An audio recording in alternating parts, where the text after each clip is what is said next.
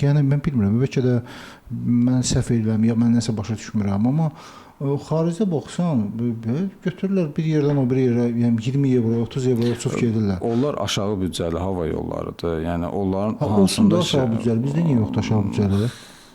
O aşağı büdcəli deyəndə belə deyim, aşağı büdcəli hava yollarında heç bir xidmət yoxdur. Siz sadəcə belə 20 evro aldığınız bilet. 2 saat uçuram mən, xidmət lazımdır mənə. 2 saat buradan uçuram, gedirəm orada, mən nə lazım? Xidmətə təyyarə deyib, avtobus deyil axı. Orası da var. Olsun.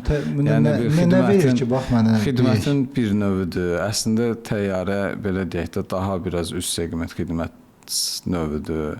Yəni ən azından indi siz 2 saat uçduğunuz istiqaməti qoyaq, elə istiqamətlər var 6 saat uçur, 8 saat uçur. Yəni bu prosesdə xidmət olmasa, yəni istər-istəməz uçuşunuz rahat keçməyəcək. Mən razıyam, 6 saatdan razıyam.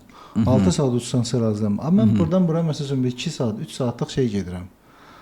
Tam uçdum, getdim də, yəni. Mənə oradan nə xidmət göstərir? Mən əllərində daşıyırlar, nə edirlər? Yəni əllərində daşımaq deyəndə aşağı büdcəlidən fərqi belə deyək də, götürək bizim dövlət hava yolumuz Azalın.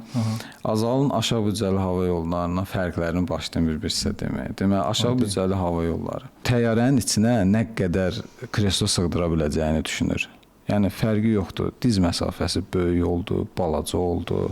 Kreslo, qoltuq rahat oldu, olmadı. Bu şeyləri fikirləşmirlər. Əsas bir təyyarənin içində belə deyək, biri var 160 nəfər sıxsın, biri var 200 nəfər sıxsın. Yəni bu kresloları nə qədər yanaşı qoysan, nə qədər bir-birinə yaxın qoysan, bu sığdırmaq mümkündür. Yəni avtomatik olaraq belə deyək də daha çox kreslo olan təyyarənin aviabilet qiyməti aşağı düşəcək. Belə baxanda şey də eyni şey eləyir də. Nə? Azal göy eləmir ki. Yox. Yox, Azalda gedəndə komfort var, dizməsi. Ayağını açıb getdiyin kreslolar da var, belə deyək də.